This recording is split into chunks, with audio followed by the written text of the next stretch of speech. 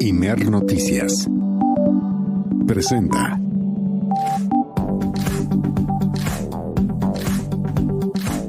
Muy buenas tardes, bienvenida, bienvenido, bienvenide a El Acento, tu punto de referencia. Hoy es el miércoles 25 de junio de 2025.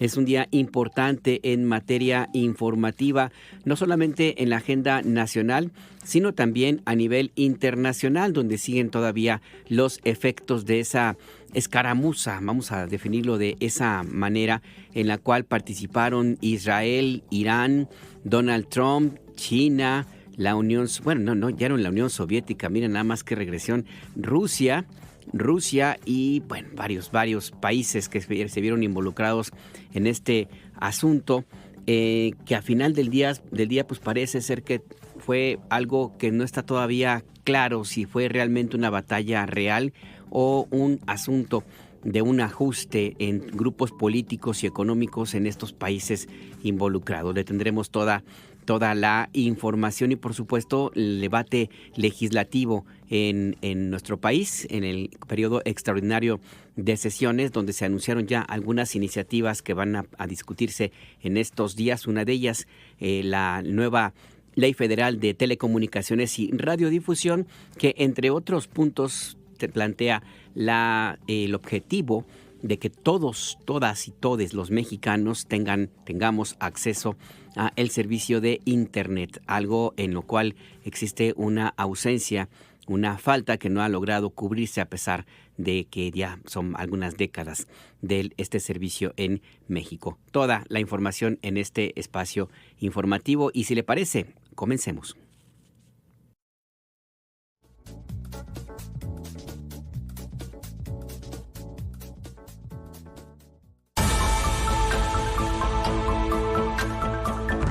El gobierno federal presentó la Ley de Telecomunicaciones y Radiodifusión, que da acceso gratuito a Internet en todo el país, prohíbe la propaganda política o ideológica de gobiernos extranjeros y otorga derechos a las audiencias para información veraz y objetiva. El Pleno de las y los Diputados inició el debate de dos dictámenes en materia de seguridad, el primero de ellos relacionado con el sistema de seguridad. Al presentar el dictamen al Pleno, la diputada de Morena, Zaiden Quirós, señaló que es un complemento normativo indispensable para consolidar un modelo integral de seguridad ciudadana, basado en la prevención, la profesionalización policial, la inteligencia estratégica y la coordinación entre los tres órdenes de gobierno. La presidenta Claudia Sheinbaum condenó la detención del mexicano Narciso Barranco por parte de agentes migratorios en California, la cual calificó como injusta y violenta. Informó que el consulado de Los Ángeles entró de inmediato en contacto con el mexicano agredido. Anuncia la jefa de gobierno de la Ciudad de México, Clara Brugada, la construcción de 100 pistas de atletismo al interior del mismo número de Utopías, modelo al que llamó a participar con propuestas deportivas.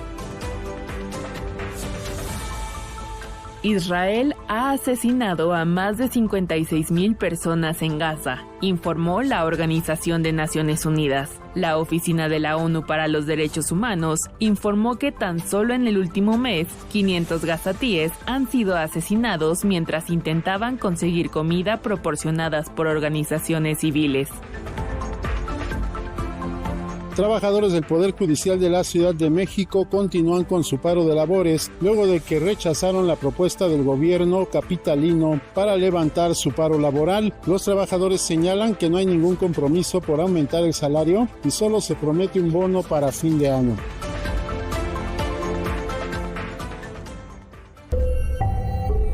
Imer Noticias presenta El Acento con Alberto Nájar. Tu punto de referencia. ¿De dónde, amiga, vengo? De una casita que tengo más abajo del trigal. De una casita chiquita para una mujer bonita que me quiera acompañar. Tiene al frente unas parras donde cantan las cigarras y se hace polvito el sol. Un portal hay en el frente, en el jardín una fuente, en la fuente un caracol. Es Pedro Infante, cómo no, Pedro Infante, el gran Pedro Infante, con esta canción que se llama La Casita. ¿Y por qué la escuchamos a esta hora en miércoles, en este acento, su punto de referencia? Bueno, porque pues resulta que hay algunos políticos que después de retirarse del cargo, como es el caso del exgobernador Diego Sinué y Rodríguez Vallejo de Guanajuato, pues se aparecen con algunas viviendas, propiedades que no necesariamente son como la que describe Pedro Infante. Bueno, sí tiene su casita, la casita de Diego Sinué, sí tiene una fuentecita que más bien es una albercota que ha construido el exgobernador y su familia en Colorado, en Woodlands, una exclusiva zona residencial al norte de Houston. Esta casa está registrada en la propiedad en Colorado, pero se ubica físicamente al norte de Houston, en Texas. Es una casa valuada en más de $1 millón, unos 20 millones de pesos, 19-20 millones de pesos al tipo de cambio actual. Es una investigación que hicieron nuestros compañeros del medio de Guanajuato, poplab.mx, y aquí el tema es, además de esta propiedad que no formaba parte de la declaración patrimonial del ex gobernador, es la manera en la cual pues se ha conseguido, porque esta vivienda pues fue financiada por empresarios y políticos que están vinculados a una empresa de seguridad que tuvo contratos millonarios en los gobiernos de Guanajuato, entre ellos el de Diego Sinué, y que pues está allí esta casa como aparentemente pues un tema de conflicto de interés que no ha sido aclarado por completo por el exgobernador Diego Sinué. Esta empresa que se llama Seguritech también tuvo contratos en el gobierno de Miguel Ángel Mancera, que fue jefe de gobierno de Ciudad de México, y en las administraciones del Partido Acción Nacional y de Enrique Peña Nieto. Pues por eso es que consideramos que era, pues sí, conveniente iniciar este acento, su punto de referencia, pues con una canción que nos hable justamente de la diferencia entre propiedades y el sentido, que es muy distinto, como lo canta el enorme Pedro Infante, y pues la realidad de esta propiedad que ya empieza a ser tema de polémica. Parte pues de la información que tendremos en los siguientes minutos. Le invito a que se quede con nosotros y de una vez le invito a que se comunique al 5566-312427, 5566-312427 es nuestro WhatsApp.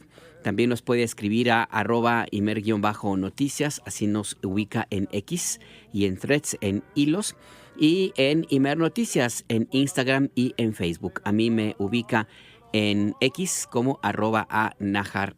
Le enviamos un gran saludo a todos los que nos escuchan en la República Mexicana y allende las fronteras, de parte de todo el equipo de Imer Noticias, que trabaja día y noche para mantenerle informado de manera puntual y en tiempo real. Aquí en cortito, Rafael Rosales en la operación y Sofía Gutiérrez en la producción. Vamos a una pausa y ya regresamos.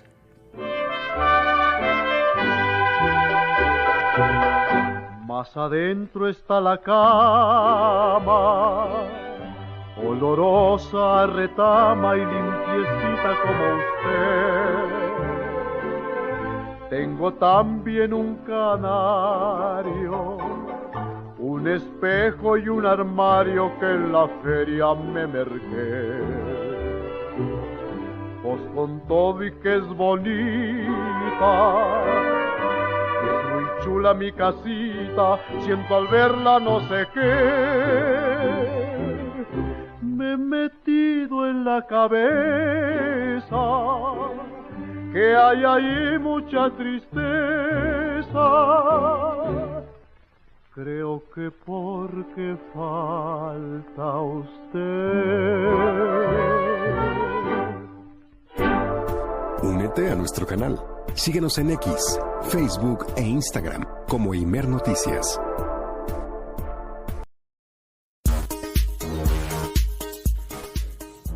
Está usted en El Acento, tu punto de referencia. Usted puede tener acceso a toda la información del Sistema Nacional de Noticiarios a través de nuestra página en internet, noticias.imer.mx, y también en nuestro canal de YouTube, el canal de Imer Noticias. Ahí encuentra todos los noticiarios que realizamos en el Instituto Mexicano de la Radio, al alcance de usted, al alcance de un clic, como diría el lugar común.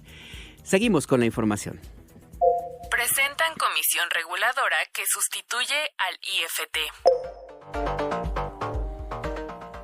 Esta mañana en Palacio Nacional se dieron detalles sobre la reforma a la Ley de Telecomunicaciones, la nueva Ley Federal de Telecomunicaciones y Radiodifusión, que plantea la creación de una entidad que va a sustituir al Instituto Federal de Telecomunicaciones. Es una comisión reguladora que va a contar con independencia técnica, operativa y de gestión, y va a estar integrada por 5 comisionados independientes, elegidos también de manera independiente. La información la presentó el titular de la Agencia de Transformación Digital y Telecomunicaciones, José Antonio Peña Merino. Parte de este dato, de esta nueva ley de telecomunicaciones, es que pretende terminar con los monopolios en materia de telefonía celular o de distribución del servicio de Internet, que es uno de los temas fundamentales para el desarrollo de cualquier economía, desgraciadamente, y lo digo por todo lo que implica la dependencia de los grandes proveedores del servicio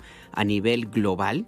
A nivel global, los dueños de lo que le llaman la famosa nube, que no son otra cosa más que unos grandes servidores ubicados en distintos países para evitar cualquier tema de seguridad, pues en la independencia inclusive de algunos países o la estabilidad de una buena cantidad de naciones depende de estos grandes consorcios globales que son los dueños del Internet. Esa es nuestra realidad, y en este punto de partida pues es necesario contar todos los mexicanos con este servicio. De eso se trata, entre otros temas, esta iniciativa que se debatirá en el Congreso de la Unión. Abya Vargas, cuéntanos más detalles. Buenas tardes. Muy buenas tardes, Alberto. A ti todo el auditorio de aquí del Acento en Imer Noticias. Pues efectivamente, el titular de la Agencia de Transformación Digital, José Antonio Peña Merino, presentó la Ley de Telecomunicaciones y Radiodifusión que, como bien mencionaste, ya se envió al Congreso de la Unión. Este establece como órgano regulador en el tema de concesiones y autorizaciones a la Comisión Reguladora de Telecomunicaciones, que cumplirá una de las funciones del extinto Instituto Federal de Telecomunicaciones. La ley establece una serie de beneficios para los mexicanos en el tema tecnológico, pues establece al Estado como un prestador de servicios de Internet, es decir, Internet gratuito en todo el país. Además, implementa el derecho de las audiencias y el derecho de usuarios. Escuchemos al titular de la Agencia de Transformación Digital. Derechos de las audiencias, se regresan a lo que estaba en la iniciativa del 2014, códigos de ética, muy importante, defensores de audiencia para que televidentes, radioescuchas pues tengan mecanismos, por supuesto, de defensa, y distinguir entre información noticiosa y opinión en espacios noticiosos, programas noticiosos, esto para garantizar el derecho a la información que se encuentra en el sexto constitucional. Derechos de usuarios, todos los equipos desbloqueados, recarga de saldo en cualquier establecimiento, no importa de qué empresa sea uno cliente. La Ley de Telecomunicaciones y Radiodifusión también da accesibilidad a personas con discapacidad en aplicaciones y portales, así como en equipos accesibles, celulares, computadoras, entre otros, e implementa la perspectiva de género en acceso a Internet, telecomunicaciones y radiodifusión. Además, pues muy importante, establece descuentos en zonas con mala interconexión o nula infraestructura para acceder a Internet, como en carreteras. Escuchemos. descuentos en pago de espectro a cambio de despliegue de infraestructura, esto en zonas geográficas que hoy no tengan acceso a internet, y en carreteras, que es un tema recurrente también por parte de la ciudadanía. Interconexión, hoy esto ya ocurre con empresas comerciales, ¿no? Si uno tiene su contrato con una empresa X y tu mamá lo tiene con una empresa Y, pues no hay ningún impedimento para que tú le puedas hablar a tu mamá, ¿no? Es exactamente la misma lógica. La ley contempla por primera vez, Alberto, y comentarle al auditorio, las redes de uso social comunitario indígena y afromexicano, es decir, una pequeña empresa comunitaria de conectividad o de telefonía celular podrá ahora interconectarse con otros dispositivos de otras empresas y bajo tarifas accesibles. Además, ofrece nuevas licencias para radioaficionados con el fin de impulsar la industria mexicana. Escuchemos. Política inclusiva de espectro, muy importante. Nuevas licencias para radioaficionados. Es decir, esto lo que implica es que no tienen que andar el trayecto de una licitación de espectro como si fueran un gran operador, sino que es un mecanismo mucho más accesible para radioaficionados. Para la industria esto es muy importante. Por ejemplo, México se está fortaleciendo muchísimo en electrónica, semiconductores, y mucho del proceso de producción requiere espectro, ¿no? Porque está automatizado. Y muy importante, establece además que para la compra de un chip de celular solo se podrá adquirir al presentar su identificación oficial a los operadores de la compañía telefónica, y prohíbe la transmisión de propaganda política o ideológica de gobiernos extranjeros, con excepción, claro, de la promoción turística, cultural o deportiva en televisión y radio. Ante esto, pues la presidenta de la República, Claudia Sheinbaum, precisó que pues no hay censura en esta ley de telecomunicaciones y recordó que por eso se eliminó el artículo 109 y aseguró que en su gobierno no habrá censura. Esa es la información, Alberto.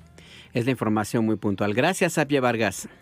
Estamos pendientes. Estamos pendientes. Mire, algunos detalles de esta propuesta que se explicó esta mañana. Pues el Estado mexicano va a contar con una concesión comercial para servicio a usuarios finales de Internet. Va a entrar directamente a la competencia en un área de la cual fue prácticamente echado, a pesar de que tiene la rectoría por ley, por constitución, del espacio y el uso del servicio radioeléctrico. Bueno, ahora va a participar, de hecho ya existe, a través de este servicio que ofrece la Comisión Federal de Electricidad de Internet, pero va a quedar completamente regulado. Se crea, como le comentaba, este nuevo órgano regulador desconcentrado que va a sustituir al Instituto Federal de Telecomunicaciones y que va a tener una independencia técnica operativa completa de toda la autoridad. Se establecen también claramente los derechos de las audiencias, algo que había quedado suelto desde la reforma de 2014 en el periodo de Enrique Peña Nieto. Esa reforma, recuerde usted, se hizo básicamente para favorecer a los monopolios de las telecomunicaciones, tanto en Internet como en telefonía y en televisión.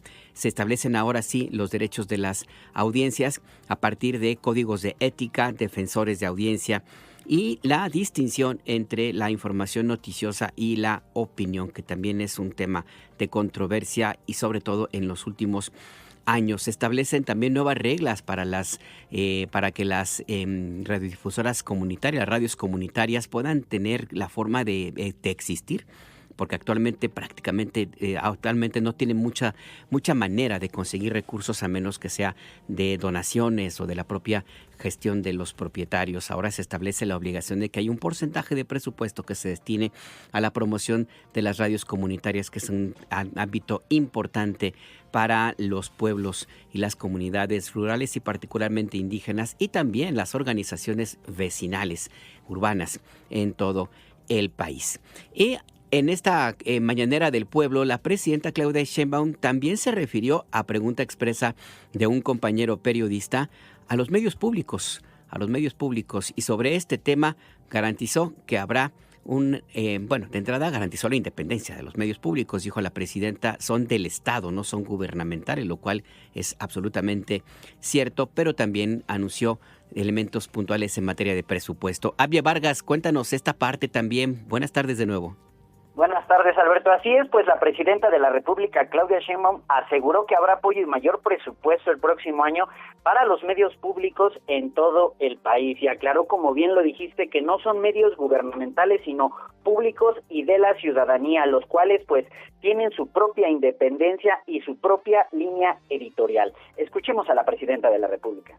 Este año estamos dando un presupuesto extraordinario para el mejoramiento del equipo. En general, todos los medios públicos tienen un equipo ya muy viejo, de hace, 20 años, y particularmente en los equipos, pues ha habido una modernización muy grande relacionada con la digitalización. Entonces vamos a hacer una inversión especial para mejorar el equipamiento y a partir de los próximos años que tengan garantizado su presupuesto. Y bueno, como lo escuchamos, después de 20 años viene pues esta modernización que busca el gobierno actual al frente de la presidenta Claudia Sheinbaum para renovar pues los medios públicos, y además pues aseguró en conferencia de prensa que no se va a dejar ningún medio en algún estado, ya que pues muchos de nosotros, muchos compañeros pues hemos visto y nos han platicado en qué condiciones trabajan en algunos estados pues que están muchas veces al sureste del país, y pues la presidenta aseguró que no se va a dejar a ninguno y que se va a apoyar con mayor presupuesto. Esa es la información, Alberto. Ahí está la información. Gracias de nuevo, Abie Vargas. Estamos pendientes. Seguimos pendientes. Por cierto, que la presidenta Claudia Sheinbaum rechazó que con la nueva Ley Federal de Telecomunicaciones y Radiodifusión se busque censurar las críticas de opositores en medios de comunicación y también en redes sociodigitales, que es uno de los temas que ha estado presente en la conversación política de las últimas semanas. Existe vamos a llamarle un acuerdo, para no definirlo de otra manera, entre varios espacios de columna de opinión en los periódicos y también en los espacios de opinión de la televisión y la radio comercial, que se han concentrado en querer crear la narrativa de que hay censura en este gobierno, algo que pues se ha dicho varias veces y además los mismos hechos lo demuestran, pues no es totalmente cierto. En la conferencia de prensa en Palacio Nacional, la presidenta cuestionó quién de quienes plantean esta narrativa de que han sido censurados se han visto impedidos para opinar libremente como lo hacen, y en algunos casos de una manera a veces hasta soez. Escuchemos a la presidenta Sheinbaum. ¿Dónde hay censura en México? ¿Quién de los que escribe que hay censura se le ha censurado alguna vez? ¿Quién? Hay una televisora que se dedica a decir mentiras. ¿Quién la censura?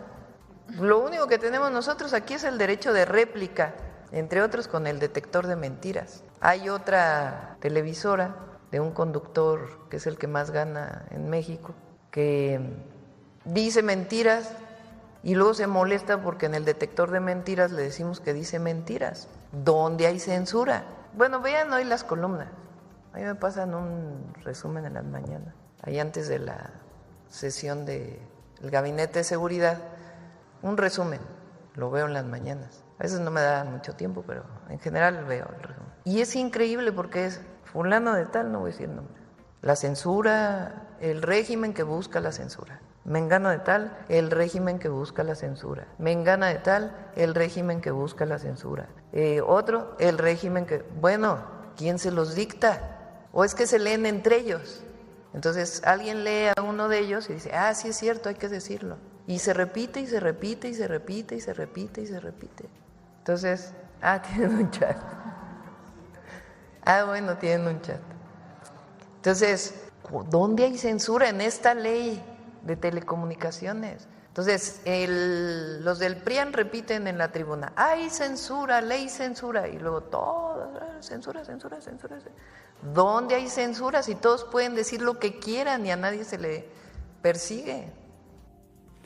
Es lo que ha planteado la presidenta Claudia Sheinbaum. Y sí, ayer y hoy también hubo una extraña, vamos a dejarlo de esta manera, extraña coincidencia de varios columnistas que utilizaron su espacio en algunos periódicos para hablar de un tema de presunta censura, algo que, como le comentaba, pues no es realidad. Y solamente recordar lo que ocurrió en gobiernos anteriores al del presidente López Obrador, en los tiempos, por ejemplo, de Felipe del Sagrado Corazón de Jesús Calderón Hinojosa, quien después de que fue cuestionado por las denuncias que había en ese momento sobre un eventual problema que pudiera tener con su manera de consumir algunas alcohol, pues básicamente, pues derivó en la salida de una importante periodista del espacio radiofónico de nuestro país, del que tenía, o también lo que hubo los intentos y también la salida de columnistas, de conductores de radio en aquel entonces, con Carlos Salinas de Gortari, pues ni qué decir, era un control absolutamente total. Bueno, hasta corresponsales extranjeros, Felipe Calderón trató de echar, eso le puedo contar yo personalmente, que me tocó a mí padecer un intento de que me echaran de la BBC. Es nada más porque no le gustó una nota que yo publiqué cuando era corresponsal. Ahí trataron de que me sacaran de esta posición y evidentemente que le dijeron: estás pero muy lejos de tu objetivo. En fin, el tema también que se abordó en la mañanera del pueblo es otro que está en la conversación política, la tesis, la narrativa de que el gobierno de la presidenta Sheinbaum es autoritario. Vamos a escucharla. La otra, autoritarismo, régimen autoritario, porque la presidenta puso a los ministros de la Corte, dicho por el PRI. Bueno, ¿en qué país vivimos? O sea, Zedillo llega a ser presidente, cambia la Constitución, nombra él a todos los ministros de la Corte, él, nombra a todos los ministros de la Corte. ¿Y ahora qué hicimos nosotros? Que decida la gente. Pero eso es autoritarismo, que decida la gente es autoritarismo. Entonces, somos un régimen democrático, libertario, pero que tiene algo muy importante, y es que el actor principal de la vida pública es el pueblo de México. Eso no ocurría antes y queremos que siga ocurriendo, que el actor principal de la vida pública, de la política, sea el pueblo, que sea la gente. Entonces, esta idea que... ¿Quién le cree a este hombre? Que ahora quiere desmantelar la democracia. Pues, pero ya no voy a discutir con él, sino con las ideas que se plantean. ¿A quién se refería? Al presidente nacional del PRI, Alejandro Moreno, el presidente del PRI, del Partido Revolucionario Institucional, cuyos antecedentes, pues no creo que necesitemos recordarlos. Avanzan reformas en materia de seguridad en el Congreso. En la Cámara de Diputados hay sesión del periodo extraordinario, de que se discuten algunos temas, entre ellos 2 dictámenes en materia de seguridad. Claudia Telles, tú estás ahí muy pendiente, en primera fila. Cuéntanos, ¿de qué se trata? Buenas tardes. Alberto, buenas tardes. Un saludo a ti, al auditorio. Hoy hay sesión nuevamente en la Cámara de Diputados. Es parte de este periodo extraordinario de sesiones que se prevé concluya el próximo 2 de julio. Y con una adenda de 480 páginas, el Pleno de las y los diputados inició el debate de 2 dictámenes en materia de seguridad.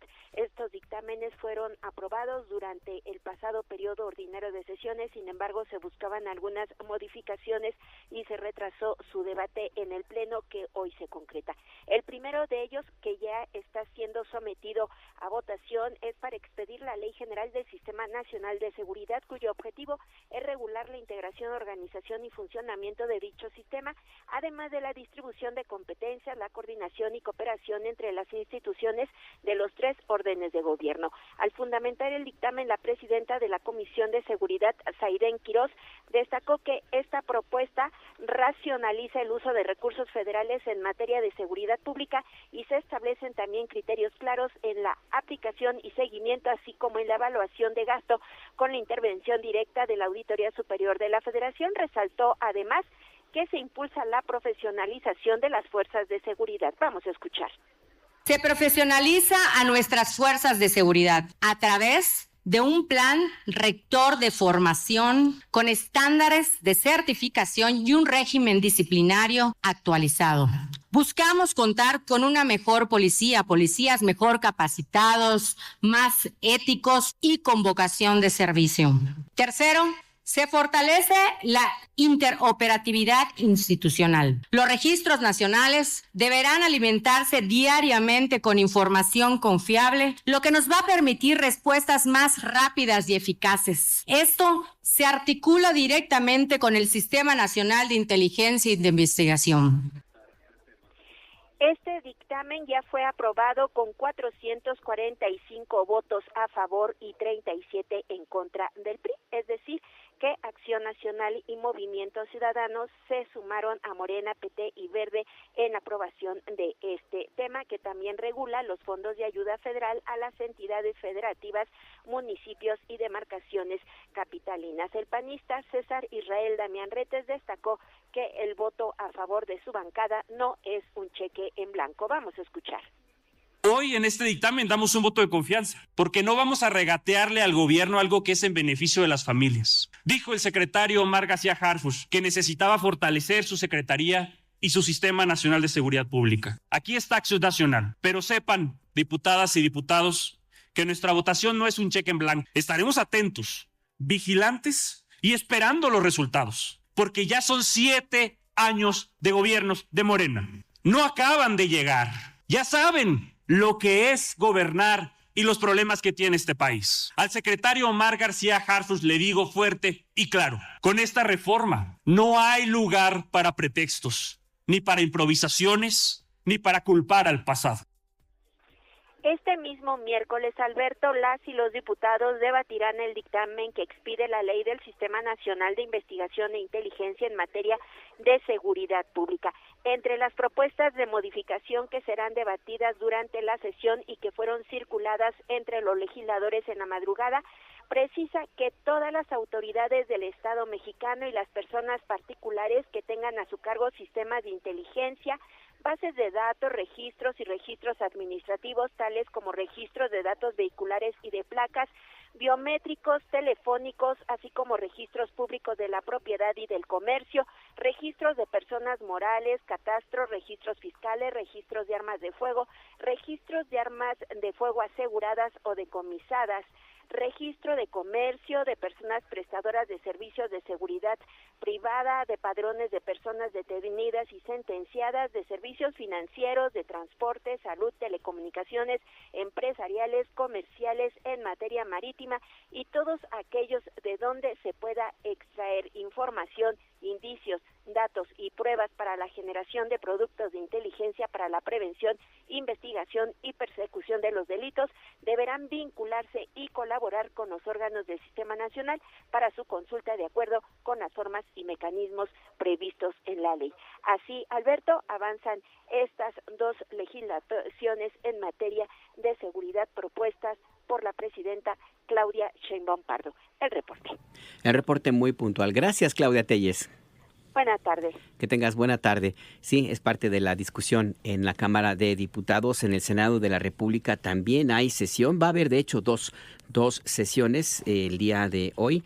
Este mismo miércoles, en una de estas sesiones, se pretende aprobar, ahora sí, el dictamen que contiene la nueva ley en contra del lavado de dinero, una iniciativa también importante para terminar con el financiamiento a organizaciones de delincuencia organizada, pero que también a nivel global tiene una importancia, digamos, capital, porque establece reglas muy claras y puntuales para evitar el financiamiento a organizaciones terroristas, algo de lo cual, como parte del Comando Norte, así nos metió el gobierno de Estados Unidos, pero además la realidad geográfica nos lo impone, pues sí se necesita tener también una actividad importante en esa materia. Esto va a ser el día de hoy en el Senado de la República, le tendremos todos los detalles. Y mire, ayer la Cámara de Diputados, después de un intenso debate del cual le dimos cuenta en los espacios informativos de Imer Noticias,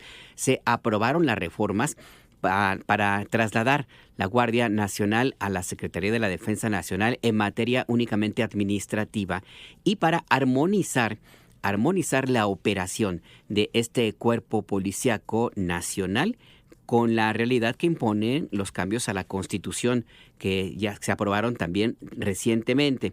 Este dictamen reforma 6 leyes y 2 códigos vigentes. Son, como le digo, reglamentarios a la reforma constitucional de septiembre de 2024. Entre algunos de los cambios que establece y que definen a la nueva Guardia Nacional es que será una fuerza de seguridad pública profesional de carácter permanente, integrada por personal militar con formación policial, además de personal de confianza que va a realizar funciones técnicas, profesionales y administrativas. Podrá llevar a cabo operaciones encubiertas para la investigación preventiva, preventiva del delito, actividades de inteligencia e investigación y recabar información en lugares públicos. Todo esto bajo la supervisión de la autoridad ministerial y necesariamente también bajo la cobertura de una orden de un juez. No es que la Guardia Nacional decida de un día para otro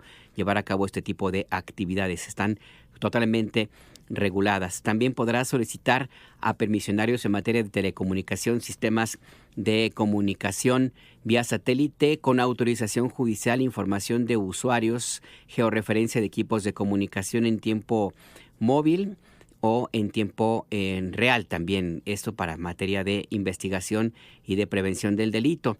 La Guardia Nacional va a tener un enfoque en derechos humanos, regula aspectos de seguridad social, de la ruta profesional, ascensos, equivalencias jerárquicas, elimina el cargo de general de división para ocupar la titularidad de la comandancia de la Guardia Nacional y pues tiene otros elementos de orden administrativo. Las reformas pues también plantean la creación de varios cuerpos de vigilancia y establece también algunos ordenamientos que hacen más efectiva la colaboración con las corporaciones policíacas locales y pues tiene algunos arreglos que en resumen conforman la columna vertebral de la nueva política de seguridad pública del país.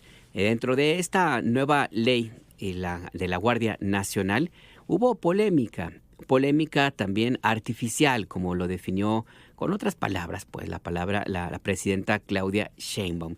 ¿Por qué? Pues porque se establece allí como parte del tema administrativo, casi como de recursos humanos, la necesidad de que los integrantes de la Guardia Nacional, como también del Ejército, como de la Marina, como de la Fuerza Aérea, porque así lo establece la Constitución de 1917, pues tengan que pedir permiso si necesitan o quieren contender en algún cargo de elección popular. En este tema, pues ha habido también, como le digo, controversia, porque pues algunos dicen que se quiere lanzar como candidatos a puestos de elección popular a militares, lo cual no es así. No ha sido planteado en ningún punto de la nueva conformación de la Guardia Nacional. Eso está establecido en la Constitución política. De hecho, hubo algunas controversias por parte de legisladores de la oposición y también hubo una respuesta por parte de la presidenta Claudia Sheinbaum. Ese tema, a pesar de que existen ya las aclaraciones que se han planteado, pues sigue todavía presente en la discusión política de los últimos días. Ya le tendremos informado sobre esto y otros puntos relativos a materia de seguridad, porque el tema del debate no termina. El periodo extraordinario de sesiones concluye el 2 de julio.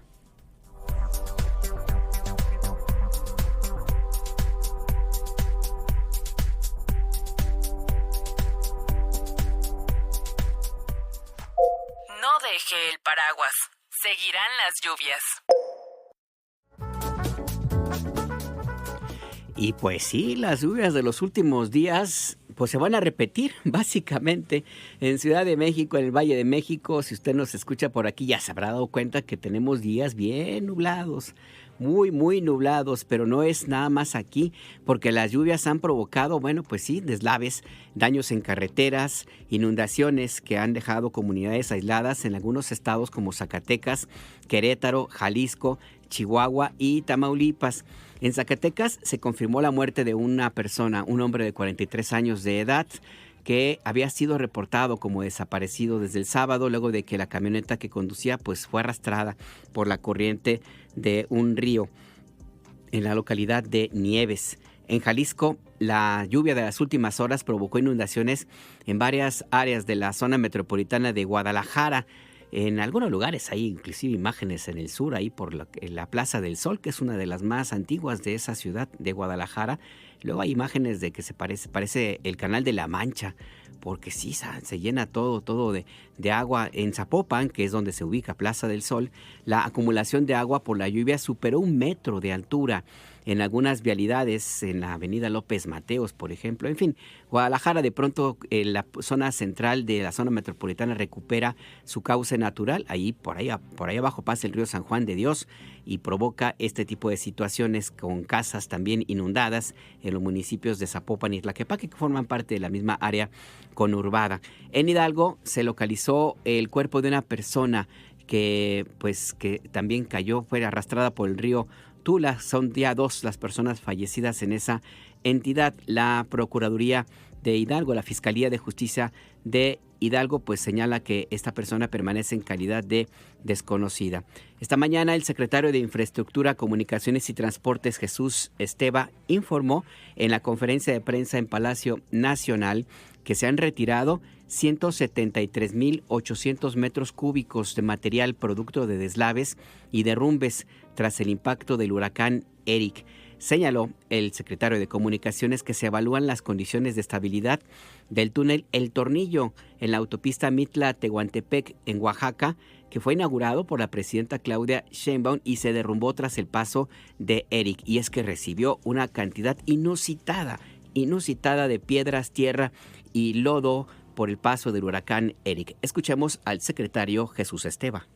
El túnel El Tornillo en la autopista Mitla-Tehuantepec, aquí hubo un derrumbe muy importante, rocas de más de 3 metros de diámetro, tiene 115 metros de altura, ahí tuvimos una afectación importante y se está evaluando por parte de los equipos técnicos, esto es una concesión, las soluciones que se tienen que tomar, se está evaluando la estabilidad, están monitoreando en el sitio las condiciones, está interrumpida la circulación. Al día de hoy, de la totalidad de la carretera Mitla-Tehuantepec, que son 160 kilómetros, tenemos con interrupción la parte del Tornillo, que son alrededor de 15 kilómetros. Aquí está la ruta alterna, está libre, que es la 190. También está libre hasta Juquila, el entronque con Juquila, que es Quiavicuzas, y de ahí se puede ir al entronque Soledad Salinas.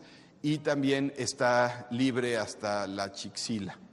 Entonces, solamente tenemos interrumpido este tramo, estamos evaluando, este viernes volvemos a tener reunión con los equipos técnicos para informar tiempos de atención y la solución que se le dará a este paso. Y es que sobre este túnel cayeron, explicaba el secretario de Comunicaciones, cayeron un poco más de 55,000 toneladas. 55,000 toneladas de tierra, de piedras y de lodo y bueno, también árboles, restos de árboles. Mencionaba de piedras, rocas de una gran cantidad de peso que cayeron de una altura importante y pues impactaron sobre el techo de este túnel y lo dañaron y están en el proceso de reparación. En la Mañanera del Pueblo se presentaron además avances de las obras de continuidad de infraestructura en todo el país. Hay una inversión programada, recuerde usted, para el sexenio de 372.804 millones de pesos. Escuchemos al secretario de Comunicaciones. Estas son la inversión total en 2025, 53,000 millones, generando 52,000 empleos entre directos e indirectos, 372,000 millones de pesos la inversión 2025-2030 y son 109 kilómetros de obras de continuidad. La siguiente, 2,220 kilómetros de los 10 ejes prioritarios.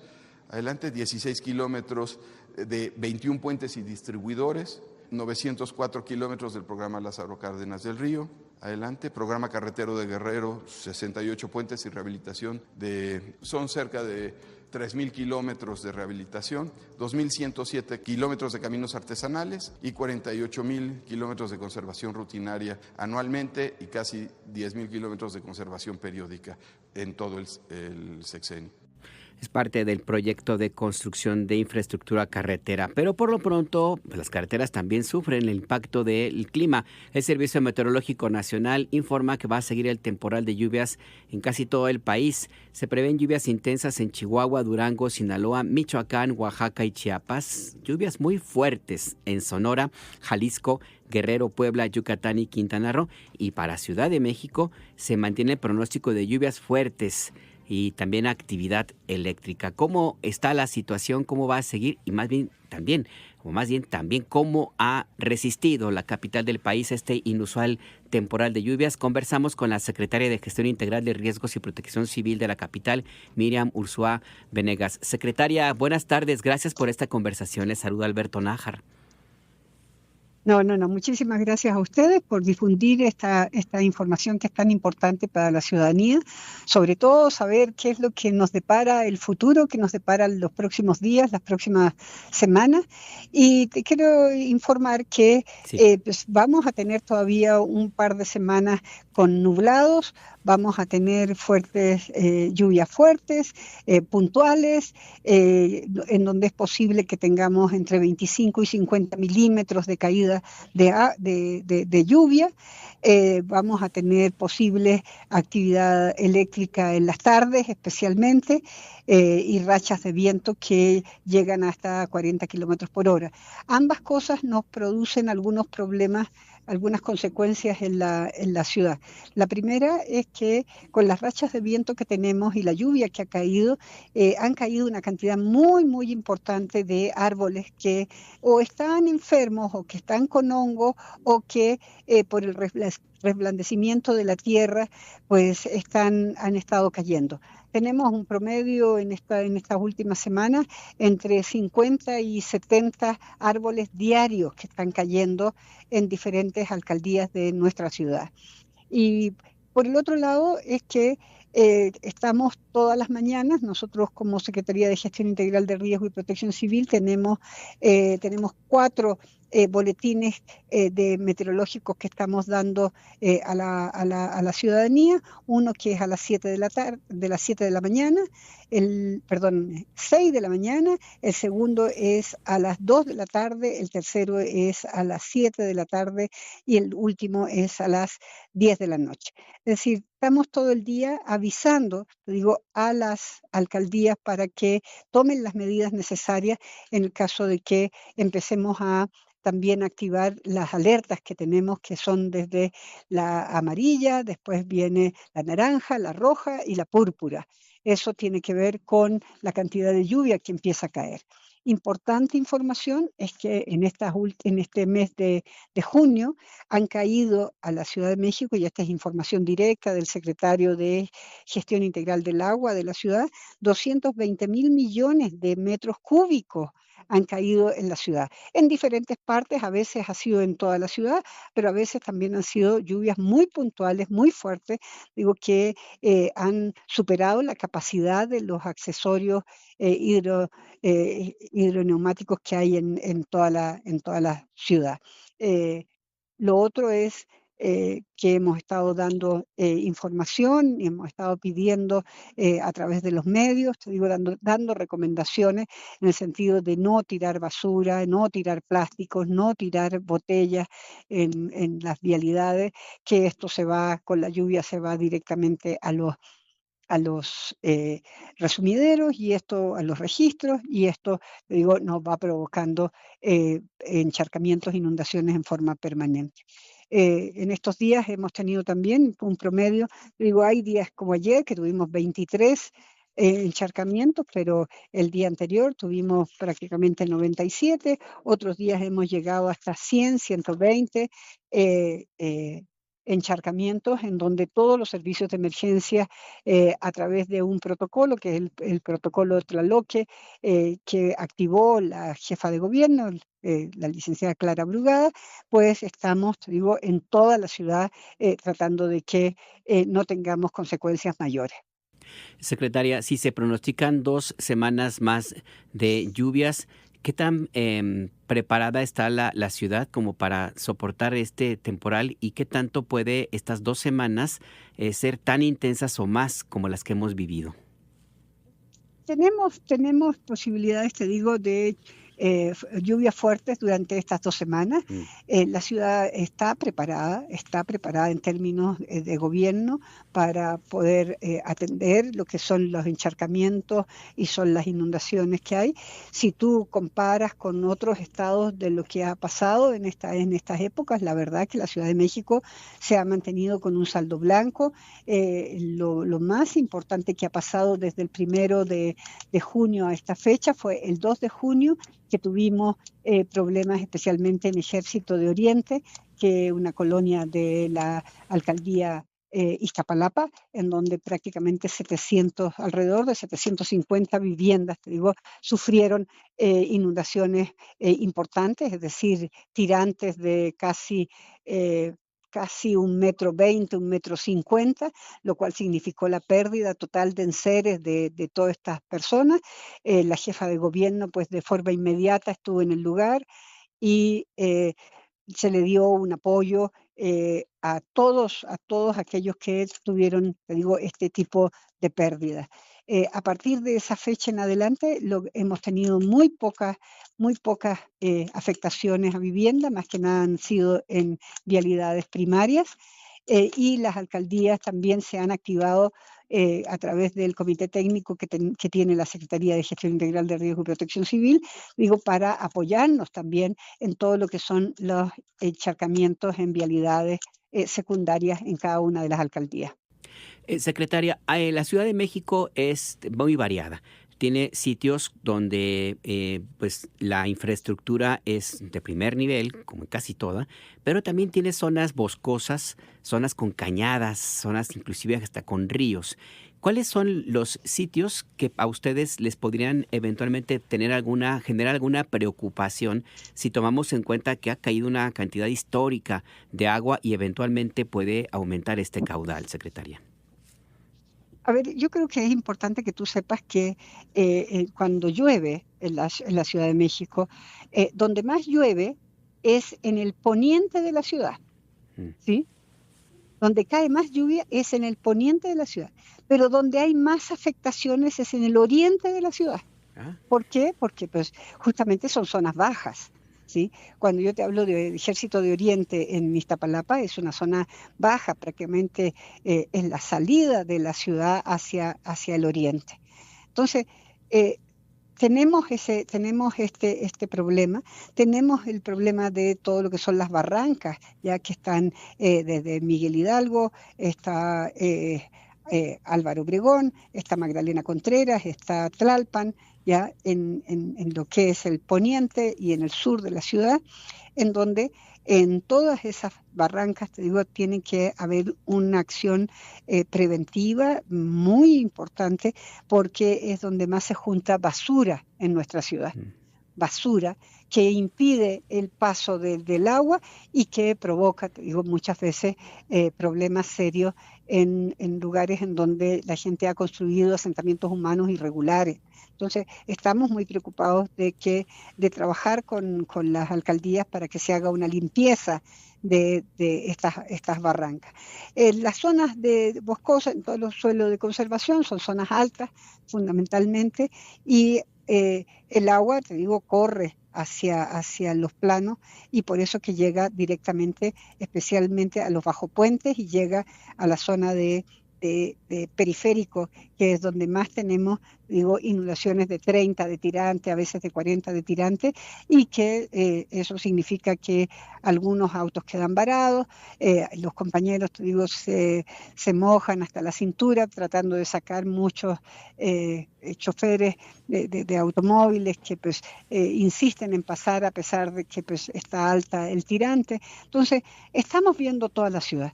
Sabemos que pues, hay muchos puntos críticos. Nosotros tenemos ubicados en este momento más de 350 puntos críticos que los hemos compartido con las alcaldías para que ellos también puedan trabajar en forma preventiva. Es importante este dato que nos da a conocer porque uno pensaría que en las zonas boscosas del poniente los riesgos son mayores, pero resulta que no es así. Si nos lo permite, secretaria de Gestión Integral de Riesgos y Protección Civil, Miriam Ursúa Venegas, sigamos en comunicación con la audiencia de Imer Noticias y todas las actualizaciones necesarias sobre este inédito temporal de lluvias, secretaria. Con muchísimo gusto en el momento en que ustedes quieran. Y muy buenas tardes. Buenas tardes, secretaria. Gracias por esta conversación. Y sí, la verdad es que las recomendaciones las repetimos y repetimos y repetimos y son fundamentales, pues porque de eso depende, por ejemplo, en algunos lugares de Ciudad de México y de cualquier zona urbana de nuestro país, depende a veces que se inunde o no su casa, ¿eh? Si hay mucha basura acumulada en las alcantarillas y llueve de la manera impresionante como de pronto ha caído agua en la capital del país o en otros sitios, pues sí, las alcantarillas, el drenaje tiene una capacidad, se diseña para una historia y un caudal que se mantiene o se mantenía más o menos en las mismas circunstancias, pero a veces cae más agua, a veces no cae nada de agua y entonces huele muy feo, pero con estas circunstancias, pues sí, lo mejor es utilizar la infraestructura urbana de la mejor manera y el consejo de siempre es no tirar basura. Hay que barrer la calle, hay que evitar que se acumule en las alcantarillas y también los consejos personales. Usted revise la azotea de su casa. Si vive usted en una casa particular o en un edificio de departamentos, revisen la azotea porque luego de pronto los, ¿cómo se llaman? Las tapas, las alcantarillas, el drenaje, la coladera, pues se puede llegar a tapar por basurilla, el viento lo tapa, polvo, y luego se le acumula el agua y si no tiene usted una buena impermeabilizante puede tener algún problema.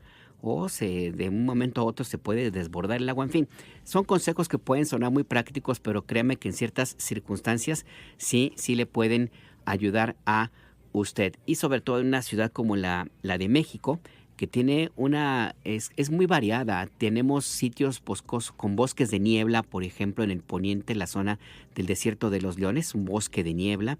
Tenemos áreas que pueden ser muy secas, como es el área del lago de Texcoco, que forma parte del área conurbada de nuestra ciudad. Tenemos sitios, tenemos hasta un volcán que hizo erupción hace 2000 años, el Xitle, que está en la alcaldía Tlalpan, y tenemos también sitios pues de zonas bajas de hundimiento permanente, como es el Oriente. En fin, es una ciudad muy variada en su geografía, en su composición urbana y también rural. Hasta un humedal tenemos. Xochimilco es un humedal.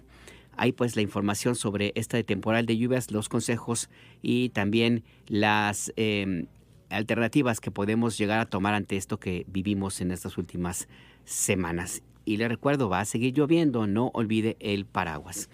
Antes de irnos a un corte, déjeme comentarle que esta información también es importante porque dentro de esta dinámica, esta conversación política, pues existe este tema del Instituto Nacional Electoral. Algunos medios de comunicación plantearon, sobre todo el periódico Reforma, que ya ve usted que luego cómo se las gasta, pues publicó que se pretende quitar la autonomía al INE, lo cual es absolutamente falso.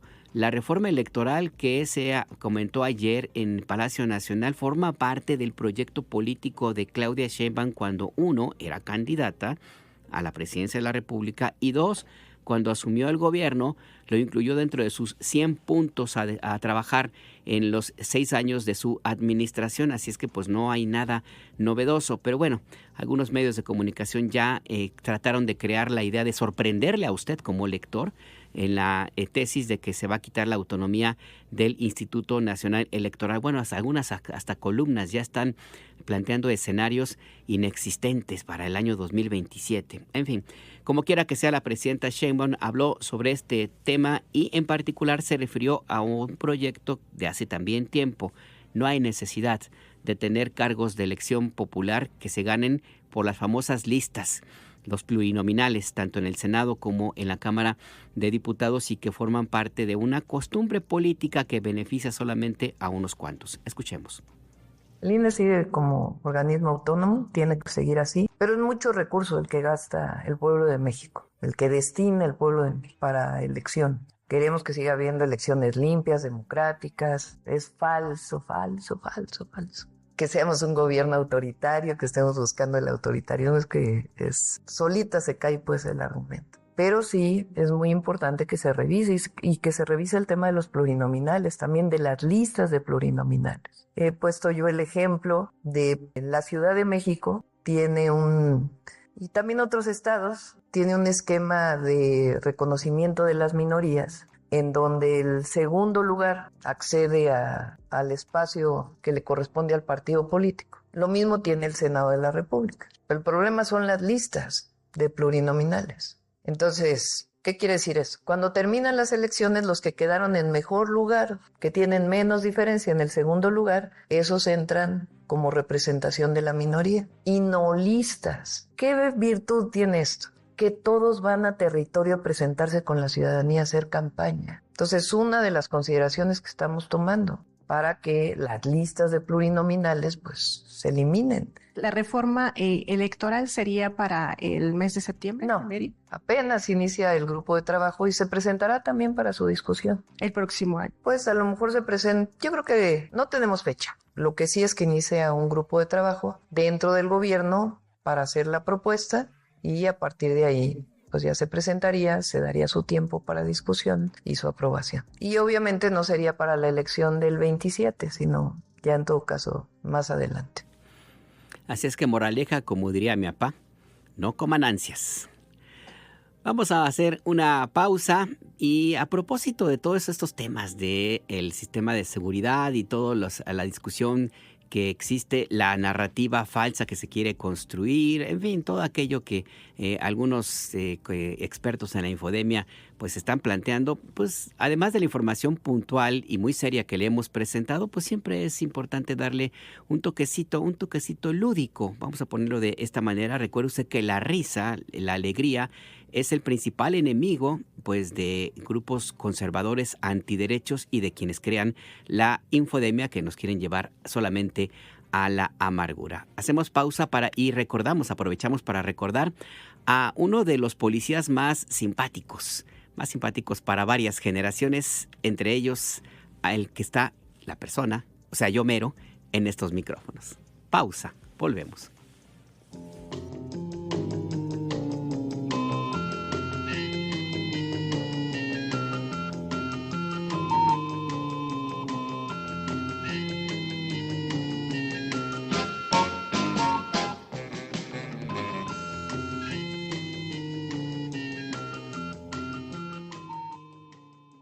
Escríbenos, manda un WhatsApp al 55 66 31 24 27.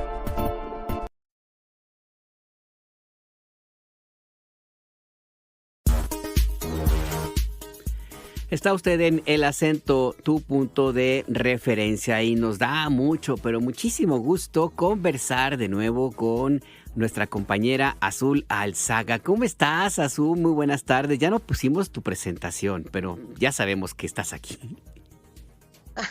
Hola, querido Alberto, no importa. Me da muchísimo gusto platicar contigo y con tu audiencia, bueno, con la audiencia del IMER.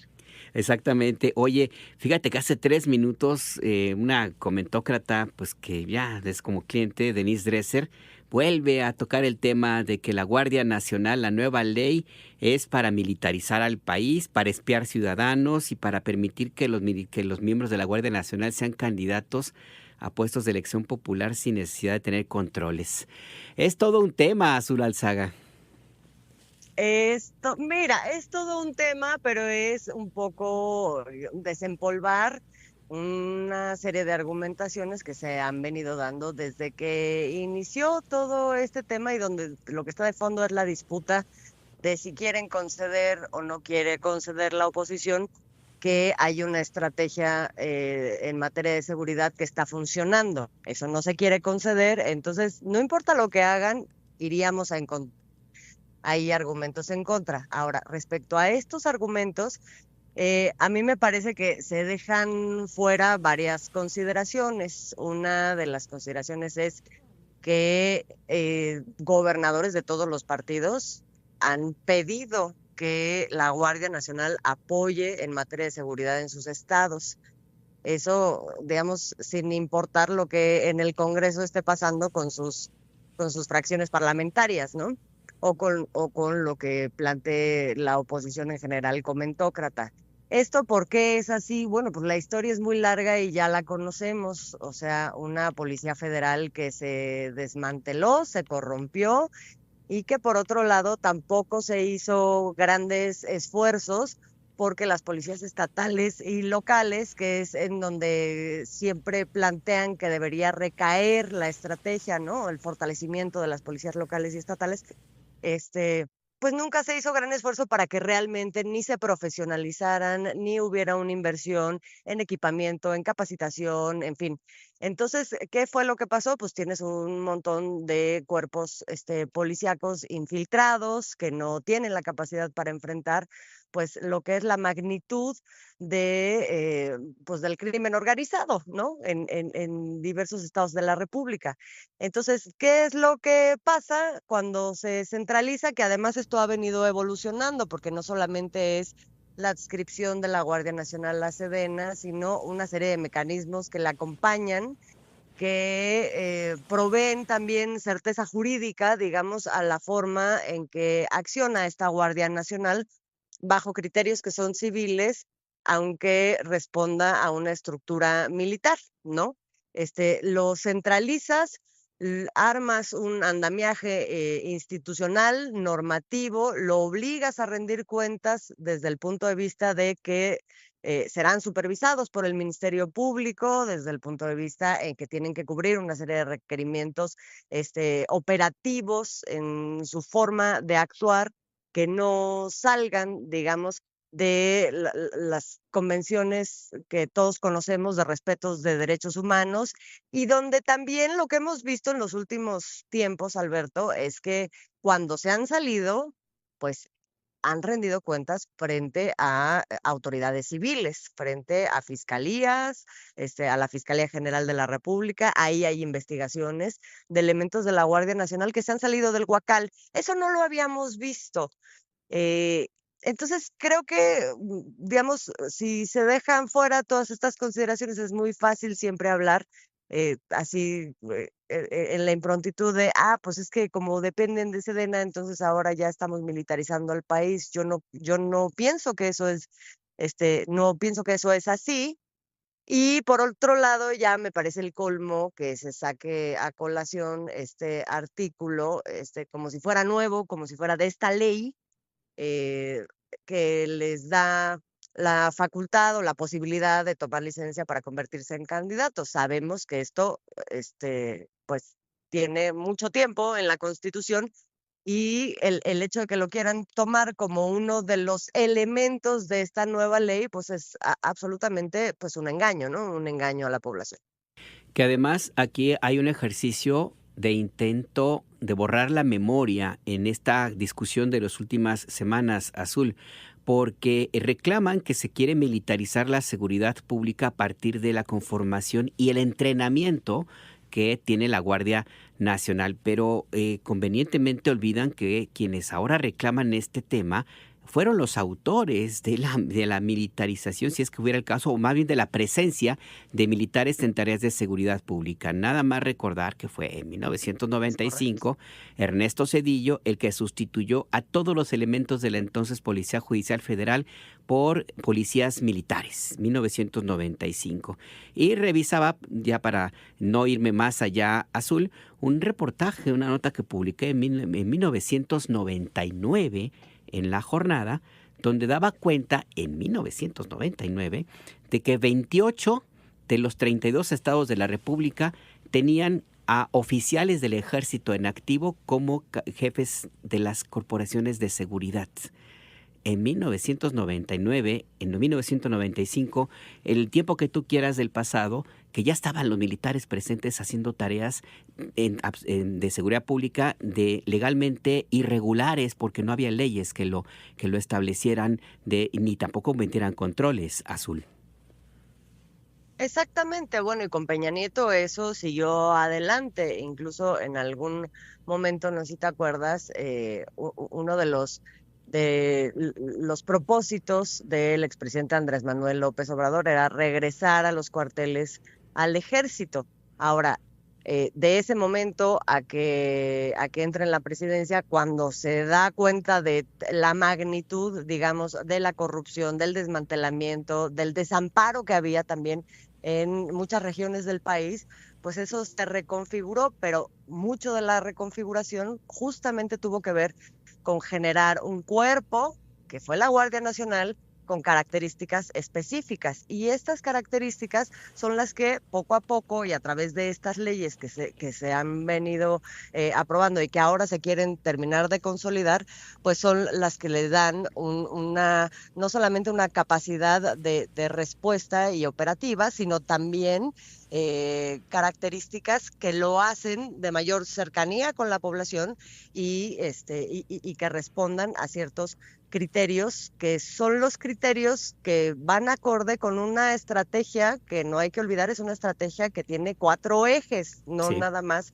es el despliegue de la Guardia Nacional, es un despliegue de la Guardia Nacional bajo, digamos, la coordinación con una Secretaría de Seguridad que hace todo el andamiaje y también la supervisión. Tienes un gabinete de seguridad por entero que también se está coordinando a nivel estatal con las autoridades, con las fiscalías, en fin, o sea, creo que esto que estamos viendo en realidad no lo habíamos visto. Y ya para cerrar esta conversación, que te agradezco, Azul, porque tienes muchas actividades, nada más no perdernos de vista. Se quiere desviar la discusión a estos temas que son de superficie y se pierde que el objetivo central se llama combatir de manera eficiente la inseguridad y se fortalece lo que estos mismos críticos han reclamado de siempre, es decir, que se haga investigación y se use la inteligencia, Azul.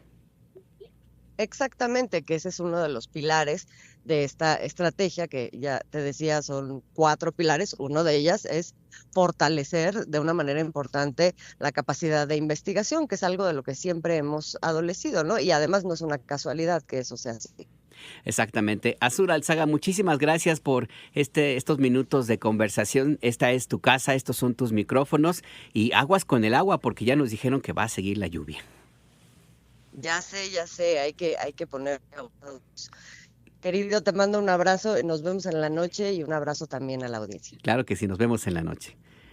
Azul Alzaga, y la invitación para que a las 10 de la noche usted en la televisión pública sintonice Punto de Referencia, este espacio informativo de la televisión pública de nuestro país. Ahí lo esperamos.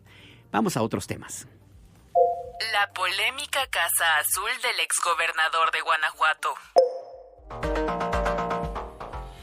Y sí, el exgobernador de Guanajuato, el panista Diego Sinúe Rodríguez Vallejo, vive con su familia en una residencia cuyo valor asciende a más de $1 millón, unos 20 millones de pesos, donde vive en la exclusiva zona de Woodlands, en el norte de Houston, Texas. De acuerdo con una investigación del Laboratorio de Periodismo y Opinión Pública PopLab, realizada con el apoyo de Conectas, esta organización de respaldo internacional a periodistas, sobre todo de América Latina y de México en particular.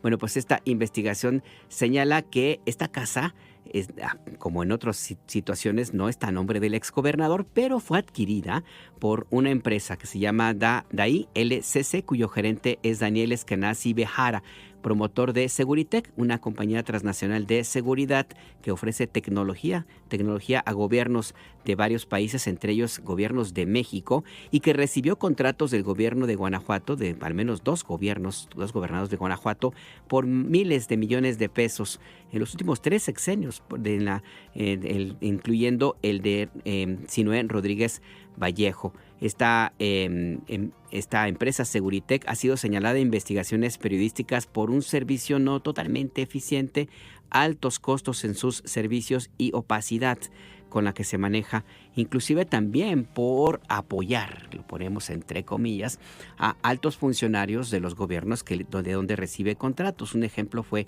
con funcionarios del gobierno de Nayib Bukele, el polémico presidente de El Salvador. Esta casa fue construida en 2017, tiene 5 recámaras, 4 baños, una superficie construida de 357 metros cuadrados sobre un terreno de 1,122 metros cuadrados. Tiene alberca, sala multimedia, sala de juegos, cochera para 3 autos. Las casas similares en esa zona se rentan pues en cerca de $5,000 mensuales. Es parte de la casita, como le comentábamos a propósito de lo que nos cantaba Pedro Infante al inicio de este servicio informativo, la casita del exgobernador de Guanajuato. Vamos a conversar en este momento con nuestro compañero Arnoldo Cuellar Ornelas. Él es director justamente del portal PopLab. ¿Cómo estás, Arnoldo? Muy buenas tardes.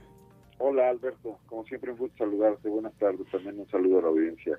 Gracias, Arnoldo. Pues comentamos este reportaje que acaban de publicar en PopLab, esta casita, como diría Pedro Infante. Así empezamos nuestro noticiario, con una casita dedicatoria a Diego Sinué Rodríguez. Cuéntanos, esta casa es, independientemente de la dimensión que pueda tener o no el costo, entiendo, Arnoldo, que ahí el tema es también un eventual conflicto de interés, ¿no? Muy grave, Alberto, así es, y yo creo que eso es lo relevante. Mira, en Guanajuato sí provocó mucha entre molestia, incomodidad. El panismo mismo se sintió afectado cuando el gobernador anunció que se iba afuera del país a vivir. Es más, no lo anunció, periódicos lo lograron saber porque pues corría en los pasillos el rumor, ¿no? Es el primer gobernador de Guanajuato en 34 años que tiene el plan de gobernar Guanajuato que se autoexilia. Hubo, muchos señalamientos en ese sentido, y esto volvió muy interesante saber cómo y dónde ocurría esto. Pues fueron varios meses de investigación. Sabíamos el tema que era en Houston, Texas, en un barrio llamado The Woodlands, que no es propiamente un condado, sino un gran desarrollo que se hizo en los últimos años, planeado con muchas amenidades y lujos, con casas caras, donde pues viven muchas celebridades, muchos políticos de todo el continente americano, sobre todo de países de Centro y Sudamérica y de México, pues que han estado ligados también a este tipo de cuestiones problemáticas en sus gestiones, expolíticos, exgobernadores también. El tren de vida que se tiene que llevar allá pues requiere ingresos importantes. El gobernador los tuvo cuando lo fue gobernador, pero imagino que gastaba algo y ya no tiene trabajo. Ha dicho que tiene empresas, las hemos buscado y no las encontramos, por lo menos no están a su nombre. Y bueno, tratando de saber de quién era la casa, dónde se encontraba la casa, suponiendo que fuese algún empresario local, algún constructor, pero nos topamos con esta sorpresa cuando la investigación acuciosa que hizo Kenia Velázquez, que todo el trabajo documental lo realizó ella, pues se topó con el dato de que era el cabildero desde hace años, el relacionista público y relacionista gubernamental de la empresa Seguritech, quien firmaba el crédito para la adquisición de la casa. Un crédito prácticamente $900,000, que es una parte del costo de la casa. Otra parte debió pagarse directamente por una empresa que tiene su sede en Colorado, que ahí no hay transparencia para conocer quiénes son los dueños de la empresa, pero la firma de Damián Eskenazi está clara en el documento donde se exhibe pues, que él actuó como gerente. Y sí hay un grave conflicto de interés porque Seguritech en Guanajuato ha tenido el monopolio de toda la tecnología de vigilancia, que por cierto no ha servido de nada. Hoy tenemos una nueva masacre en Irapuato con 12 víctimas, entre ellas menores de edad.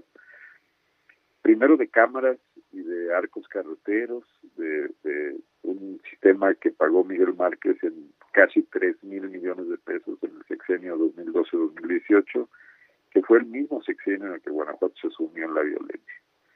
Hoy sabemos que Diego Sinué, que ya no podía seguir con este convenio porque a los 6 años pasaban los equipos a propiedad del Estado, equipos por supuesto deteriorados y obsoletos, inventó otro tipo de contratos que permanecen opacos totalmente, pero que él presumió mucho en sus informes de gobierno. Eran contratos de videovigilancia, renta de helicópteros, de varios helicópteros. No sabemos ni siquiera si se usaban todos para la seguridad o si eran para transporte de funcionarios o para pasear visitantes, no sabemos nada. Y también una renta de drones que vuelan a 2 kilómetros de altura, rastrean el territorio de tipo militar, Se suponía que para también otra vez con el cuento de que iban a blindar Guanajuato, cosa que nunca pasó. Suponemos que el monto erogado por Diego Sinue es similar o superior al que se gastó Miguel Márquez Márquez. Estaríamos hablando de cantidades sobre 5,000 millones de pesos que una empresa le ha cobrado al Estado a lo largo de 12 años. Pues bueno, si eso no marca un conflicto de interés, no sabemos qué lo marca, porque hoy un funcionario de esta empresa, que es el representante que acude a las ventas, a las firmas de convenios, al cabildeo para lograr los contratos en el Estado y en los municipios, es quien adquiere la casa donde vive Diego Sinue. Diego Sinue ya le dijo al periódico Reforma, a Reforma sí le contestó, nosotros lo estuvimos buscando todo el fin de semana y enviándole mensajes y nunca nos contestó, que él no compró la casa, cosa que tampoco dijimos. Dijimos, vive ahí y la empresa la empresa DBI, que es como se llama, la compró y ahí está de gerente Daniel Eskenazi Baraja, ¿no? Dice que no la compró, que renta, pero no ha exhibido un contrato de arrendamiento. No sabemos si le cobran lo que valen las casas en esa zona, que es alrededor de $4,000 mensuales. También habría que tener un ingreso importante para ello. Pero todo esto nos marca pues una opacidad absoluta muy indignante desde que observamos que son los contratos de la seguridad los que nos han vendido que van a venir a solucionar problemas, y en la realidad los problemas solo se han venido agravando, los que han permitido este juego de tráfico de influencia o de conflicto de interés o de beneficios ilegales bajo la mesa que parece haber obtenido el gobernador Diego Sinue, exgobernador Diego Sinue, con esta inversión del dinero público de Guanajuato. Hay un agregado más, Eskenazi y el dueño de Seguritech, Ariel Piquerchat, también son los dueños de un viñedo en Dolores Hidalgo de 180 hectáreas, que fue muy beneficiado por Diego Sinue con obra pública, con restauración de la comunidad aledaña, 120 millones de pesos, con la construcción de una carretera entre San Miguel y Dolores Hidalgo, le llaman la Vía de la Libertad, el Boulevard de la Libertad, algo así, que le da un marco pues y que permite un negocio de plusvalía en todo este tema que ha surgido aquí de los viñedos en Guanajuato, muy impulsado desde el gobierno, donde muchos políticos tienen viñedos, pero también estos empresarios que, bueno, sí fue notable saber que pasaron de las cámaras y los drones a sembrar vid y a cosechar vino, ¿no? Es el panorama que publicamos y que revelamos en este reportaje que hicimos junto con Conectas y con Carmen Aristegui. Sí, este es todo un tema, Arnoldo, porque finalmente aquí es la vinculación que existe con esta empresa de seguridad que de una u otra forma recibió contratos no solamente del gobierno de Guanajuato, sino también de otros gobiernos. Revisábamos y encontramos con que pues esta empresa también tuvo vínculos con Miguel Ángel Mancera cuando fue jefe de gobierno y también generó polémica y controversia. Se denunció en su momento que pagó Mancera 4 veces más por alarmas vecinales que tuvieron una cierta consecuencia en Ciudad de México. Nunca se aclaró por completo. Para cerrar esta conversación que te agradezco, Arnoldo, estamos hablando entonces de este tema en específico. ¿Hay alguna reacción, hay alguna investigación por parte de las autoridades de Guanajuato? ¿Qué ha pasado más allá de la respuesta que no les dio a ustedes el exgobernador? Ayer fue acá una noticia que sí impactó mucho. Había un evento público de la gobernadora Lidia Denis García. Ella declinó dar a la prensa entrevista, pidió que la disculpáramos, no quiso hablar del tema, aunque había incluso temas delicados como inundaciones por las lluvias en el estado. No quiso hablar con los medios. Envió a su secretario de gobierno, Jorge Jiménez, quien sencillamente nos dijo que no se van a abrir los contratos de Seguritech, que van a permanecer ocultos, preservados porque así lo decidió el Estado por temas de seguridad, que la empresa sigue contratada, también lo dijo, y que Diego Sinue tendría que contestar el tema porque es un asunto personal. Eso, y ha recibido muchas críticas por ello, ¿no? Porque definitivamente no se trata de una cuestión personal, ¿no? Es lo que tenemos hasta ahora. Hay diputados que se han pronunciado pidiendo investigaciones, que se abran los contratos, incluso diputados del PAN, como Erandi Bermúdez. Hay otros que se han enojado mucho, como el exgobernador Juan Carlos Romero Hicks, que incluso regañó a la reportera de PopLab y le dijo que debería leer los estatutos del PAN. Nosotros le decíamos, bueno, pues quien los debería leer es Diego Sinue, pues creo que ahí se habla de que no se permite la corrupción. La oposición ha marcado también distancias, ha pedido que se abran los contratos. Creo que se viene una batalla interesante sobre ese tema, porque por parte de PopLab lo que vamos a hacer es litigarlos, ya que hay que ir a otras instancias debido a que el gobierno los mantiene cerrados y el Instituto Local de Transparencia les ha dado la razón hasta ahora, ¿no? Pues estaremos muy pendientes entonces del resultado que encuentren ustedes en PopLab. Muchas gracias, Arnoldo Cuellar. Yo te agradezco a ti estar atento a estos temas, como siempre. Alberto, un saludo, y al auditorio también muy buenas tardes. Buenas tardes, un saludo también para ti. Es el director del portal de investigación PopLab, y esta investigación sobre la casita del ex gobernador de Guanajuato, el panista Diego Sinue Rodríguez Vallejo. Y mientras esta casa ahí está, que como ya se la describimos, pues tiene 5 recámaras, alberca, está en uno de los fraccionamientos más lujosos al norte de Houston, Texas, pues, y que existe este aparente conflicto de interés por los contratos que se entregaron a una empresa de seguridad para Guanajuato. Pues allí en ese estado sigue la violencia, porque hubo una masacre. 11 personas fueron asesinadas en un ataque de un grupo armado en una fiesta patronal de Irapuato, según informó la fiscalía de esa entidad. Las víctimas fueron identificadas como 8 hombres, un menor de edad de 17 años y 2 mujeres.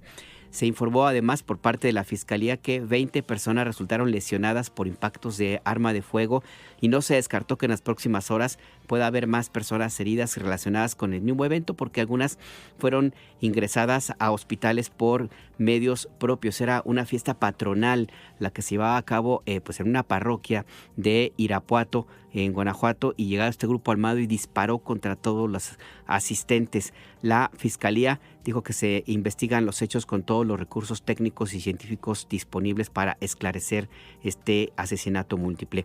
La presidenta Claudia Sheinbaum se refirió al tema en Palacio Nacional esta mañana y dijo que su gobierno colabora con las investigaciones que lleva a cabo el gobierno de Guanajuato, encabezado por la gobernadora Lidia García. Escuchemos. Guanajuato, pues hay una historia ahí de la policía de Guanajuato, y en este caso viene disminuyendo los homicidios en Guanajuato. En este caso en realidad fue un enfrentamiento, pero lamentablemente fallecieron niños. Entonces es muy lamentable lo que ocurrió, se está haciendo la investigación y se va a seguir trabajando ahí en conjunto con la gobernadora, hasta donde se puede trabajar conjuntamente, y también las fuerzas federales haciendo su trabajo. Sheinbaum denuncia brutalidad de ICE contra migrantes mexicanos. Y es un tema que ha causado indignación en México y en la comunidad mexicana en Estados Unidos. Un grupo de agentes del Servicio de Inmigración y Protección de Aduanas, el famoso ICE, golpeó brutalmente a un mexicano, a Narciso Barranco, jardinero, que tiene 31 años de vivir en California, en Santa Ana, California concretamente, que tiene 3 hijos estadounidenses, nacieron allá, y que además estos 3 jóvenes son militares que sirven para defender el territorio de Estados Unidos y también para defender a quienes agredieron brutalmente a su padre. La presidenta Sheinbaum dijo que el personal del Consulado de México en Los Ángeles, en esa zona, en California, en Santa Ana, ya se ha puesto en contacto con Narciso Barranco y también con las autoridades para brindarle toda la protección necesaria después de esta agresión brutal que sufrió y que se hizo pues muy vista, muy publicada, viral, como se dice en redes sociodigitales. Sheinbaum calificó la detención de este mexicano sin antecedentes penales como injusta y violenta, y reiteró que el gobierno de nuestro país seguirá en la defensa de los mexicanos que radican en Estados Unidos. Las mexicanas y los mexicanos que viven en Estados Unidos, los migrantes, porque no solo son las mexicanas y los mexicanos, son personas que se fueron a Estados Unidos por necesidad y que han hecho su vida allá, que son mexicanos y estadounidenses al mismo tiempo, aunque no tengan el papel de la nacionalidad, porque han aportado a Estados Unidos toda su vida. Imagínense, los hijos de esta persona son inclusive parte del ejército de Estados Unidos. Entonces, nosotros vamos a seguir defendiendo a nuestros hermanos y hermanas allá. El consulado entró de inmediato en contacto con él. Por cierto, quiero reconocer el monólogo que hizo Diego Luna en un programa en Estados Unidos, que dice justamente esto, que las y los mexicanos que viven particularmente en Los Ángeles, son millones de mexicanas y mexicanos que han dado su vida para que Estados Unidos sea lo que es y la ciudad de Los Ángeles sea lo que es. Entonces nosotros vamos a defenderlos allá con los consulados. Dio una conferencia de prensa la semana pasada el canciller de todas las nuevas acciones que se están tomando con los consulados de manera diplomática. En las conversaciones que tenemos hemos dicho que tienen que ser reconocidos los mexicanos allá, que no estamos de acuerdo con las redadas, que los migrantes no son criminales, que si hay alguna persona que cometió algún delito, pues que se actúe, pero los millones y millones de mexicanos no son delincuentes, son héroes y heroínas, y todo lo que esté en nuestras manos para poder ayudarlos lo vamos a hacer siempre, no solo por convicción, sino porque es la responsabilidad de la presidenta de México. Previamente, la Secretaría de Relaciones Exteriores informó que el Consulado General de México en Los Ángeles ya se entrevistó con el mexicano que se encuentra detenido por ICE en Santa Ana. Ha solicitado de manera formal que se brinde atención médica para que se corrobore su estado de salud. La golpiza fue realmente fuerte, fue brutal por agentes del ICE.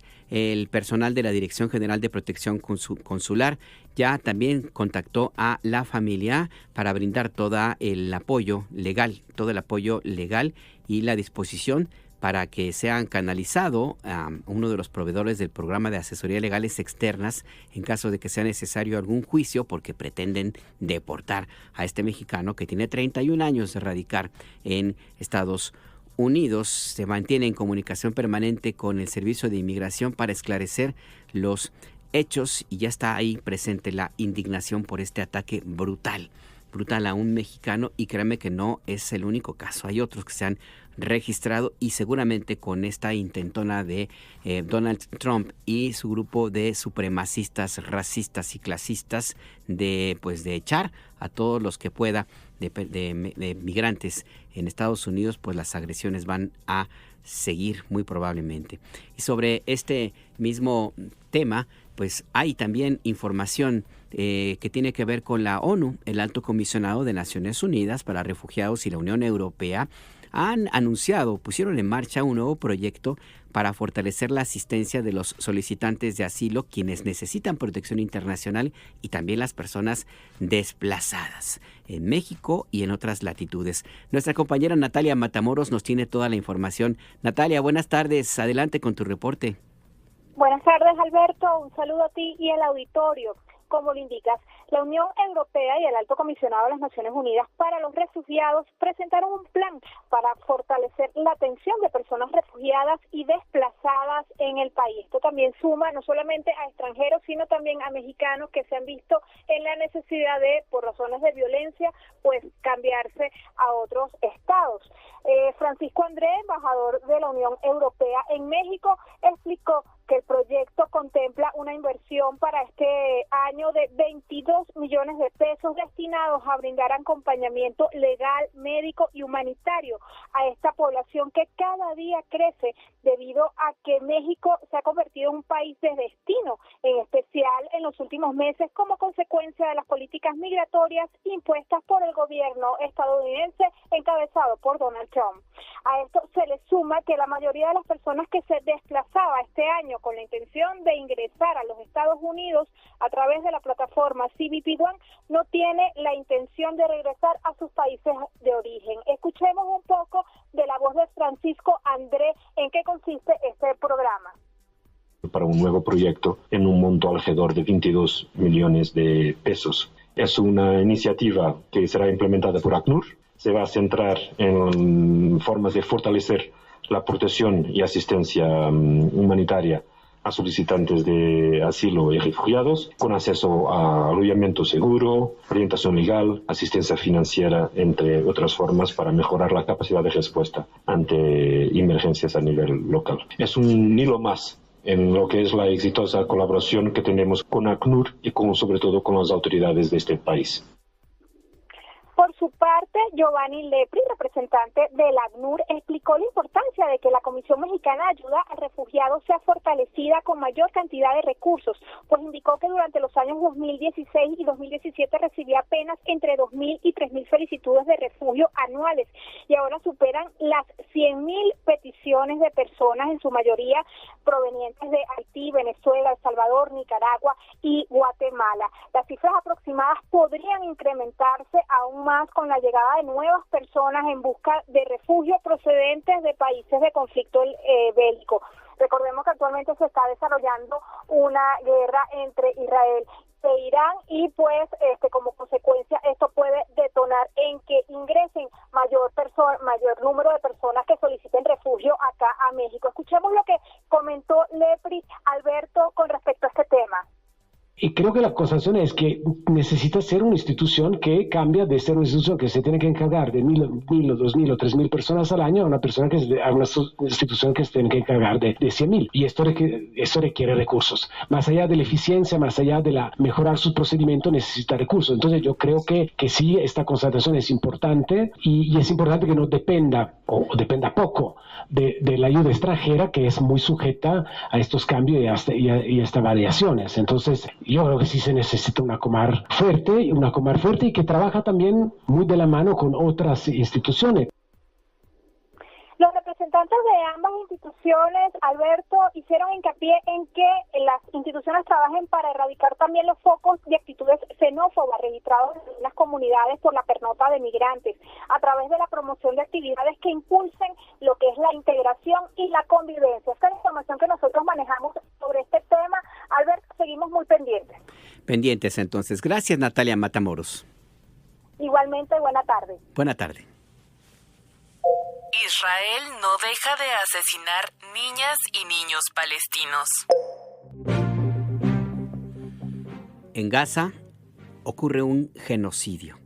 Todos los días, Israel, el ejército de Benjamín Netanyahu, asesina a niñas, niños y mujeres y hombres palestinos cuyo único delito es ser eso, palestinos, y ser incómodos para el grupo que acompaña, el grupo sionista que acompaña a Benjamín Netanyahu, el primer ministro de ese país, apoyado por los sionistas protestantes, como ya se les llama a los potentados de otras naciones y políticos también que apoyan el genocidio y el asesinato sistemático de seres humanos en Gaza. La Oficina de Naciones Unidas para los Derechos Humanos informa que tan solo en el último mes 500 palestinos que viven en Gaza han sido asesinados solamente cuando van a conseguir comida. Ya le hemos dicho que Israel utiliza la comida como un cebo para atraer a los hambrientos palestinos, a quienes está queriendo asesinar de hambre también. Cuando llegan por comida, los asesinan los soldados israelíes, que ya parece que lo utilizan como un deporte, el disparar contra los seres humanos que buscan comida. 8 de cada 10 de estos gazatíes asesinados, dice la ONU, murieron cuando iban a buscar comida en esta organización llamada Fundación Humanitaria en Gaza, respaldada por el gobierno de Estados Unidos y por Israel, y que ha sido denunciada como una organización también de tipo, digamos, paramilitar y cómplice en este genocidio. Nuestra compañera Kathleen Velázquez nos da cuenta de todos los detalles.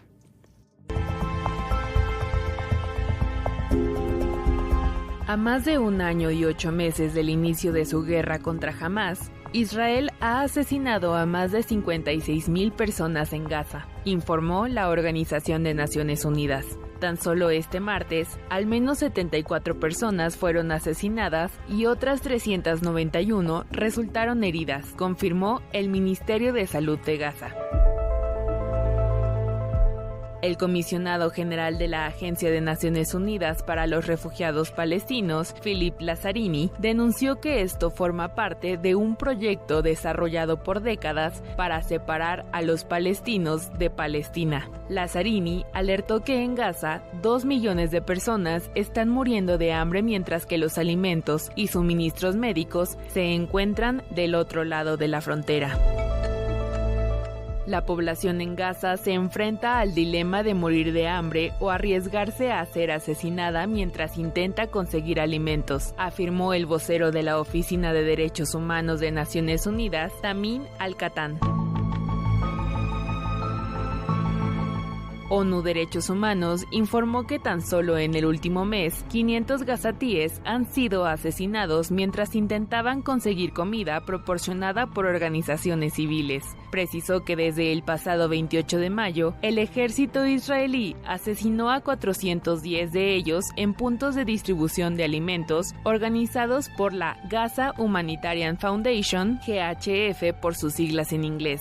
Esta fundación es una organización privada estadounidense respaldada por el gobierno del presidente Donald Trump, así como por el gobierno del primer ministro israelí Benjamin Netanyahu. Detalló que los otros, al menos 93, murieron cuando intentaban acceder a la ayuda distribuida por la misma ONU y otras organizaciones humanitarias. En este sentido, Al-Katan exigió a Israel detener el asesinato contra los palestinos que intentan conseguir comida y permitir la entrada de ayuda humanitaria, tras recordar que el uso de los alimentos destinados a la población civil como un arma constituye un crimen de guerra. Denuncias contra la Fundación Humanitaria de Gaza. El pasado lunes, 15 organizaciones civiles denunciaron que la fundación estadounidense pone en riesgo la responsabilidad de complicidad por violaciones de derecho internacional. Esto debido a sus características de privatización, militarización y distribución. Señalaron que, tal como han visto en el último mes, la organización ha deshumanizado las operaciones de ayuda, la situación de mortalidad, además de contribuir al desplazamiento forzado de la población que busca apoyo. Por ello, llamaron a la organización y cualquier otra que sea privada y militarizada a detener sus operaciones. De no hacerlo y por sus características de operación, podrían ser cómplices en crímenes relacionados al derecho internacional, como lo son los crímenes de guerra contra la humanidad y genocidio. Previamente, las organizaciones civiles ya habían denunciado que, mediante esta fundación, Israel tenía por objetivo controlar la entrega de comida en el enclave palestino. ¿Quién dirige la fundación? A inicios de junio, la Fundación Humanitaria para Gaza nombró como su nuevo presidente ejecutivo al reverendo Johnny Moore, de 37 años, autor, empresario y líder religioso, miembro de la Comisión de Libertad Religiosa de Estados Unidos. El reverendo fue nombrado en sustitución al expresidente Jake Booth, quien renunció al asegurar que no podría cumplir con su labor humanitaria respetando los principios de neutralidad, imparcialidad e independencia.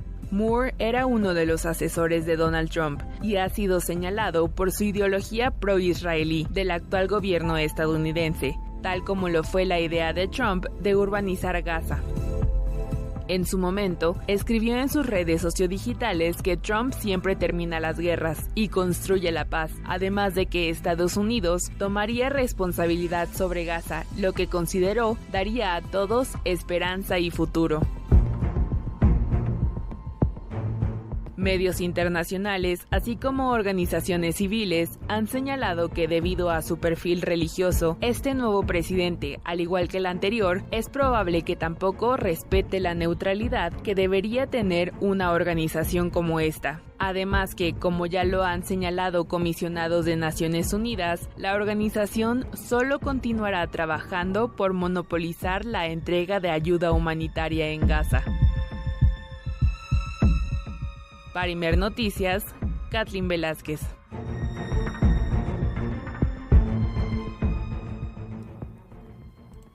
Hay pues parte de la realidad que se vive en Medio Oriente. No vamos a quitar el acento, no vamos a dejar de mirar lo que sucede en Gaza, este horror humano que comete todos los días Israel, acompañado, apoyado, alentado por sus socios en varias partes el mundo. Por cierto, este martes circuló en redes sociodigitales un presunto informe de Harvard donde hablaba de la supuesta desaparición de 377,000 personas en Gaza desde octubre pasado, cuando empezó la invasión y la masacre de Israel en contra del pueblo palestino. Sin embargo, la agencia France 24 ha expuesto que este informe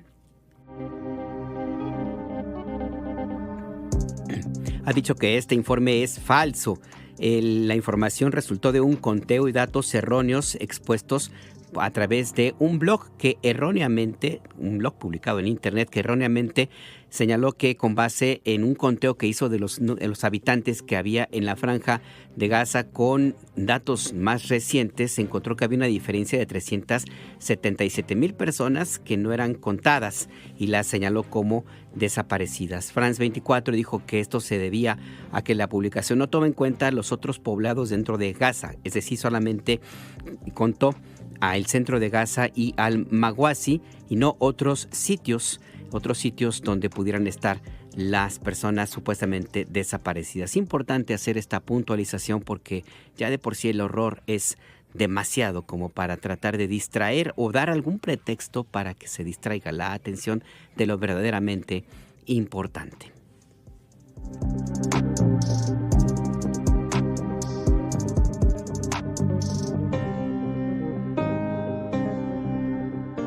El acento.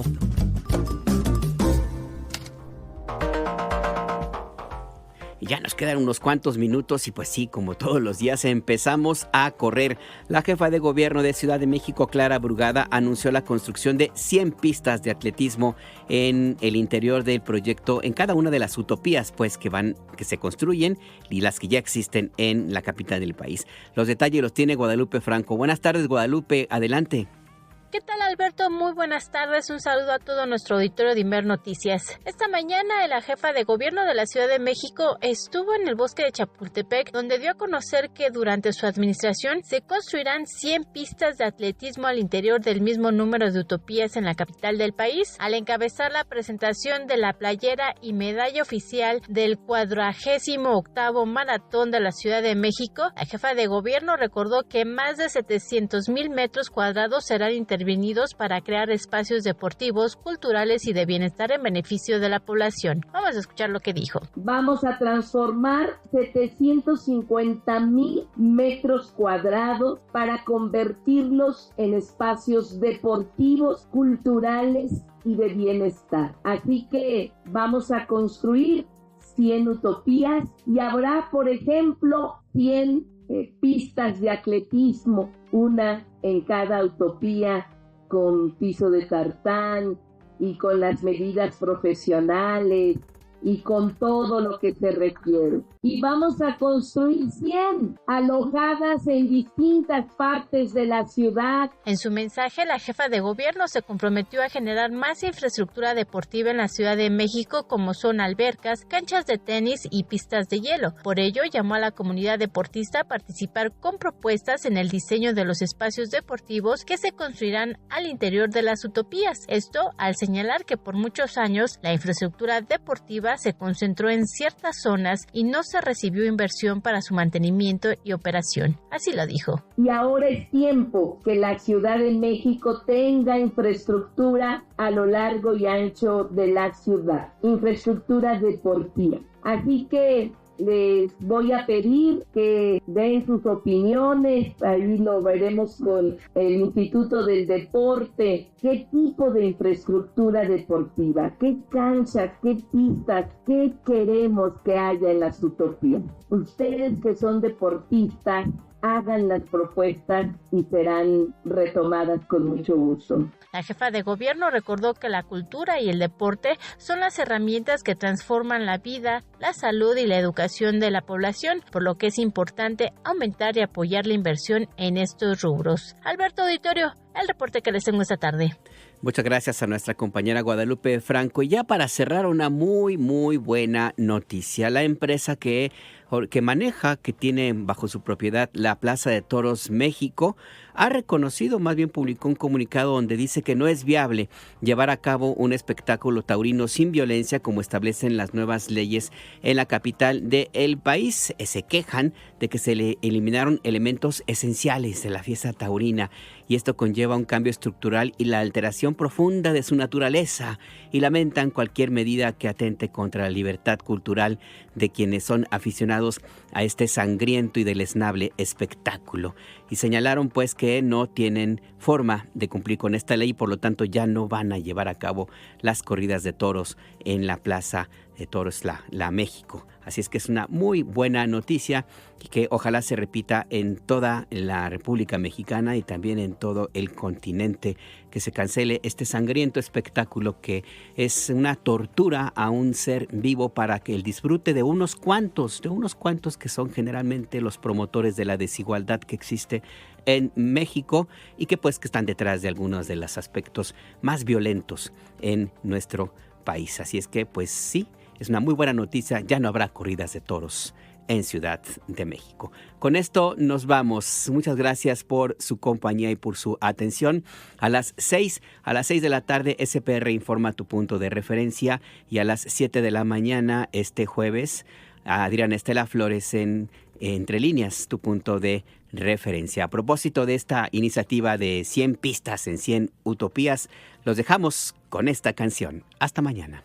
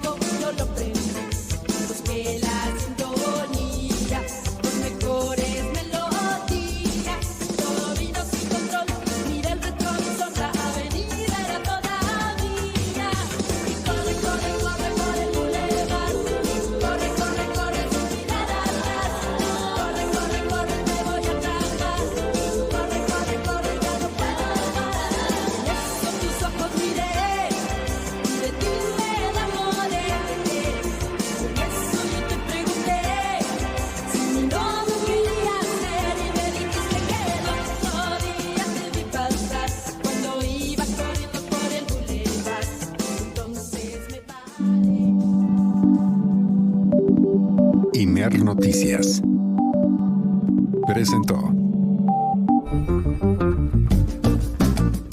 El Acento con Alberto Nájar. Tu punto de referencia. Las opiniones aquí expresadas son responsabilidad de sus autores y no representan la posición editorial de Imer Noticias.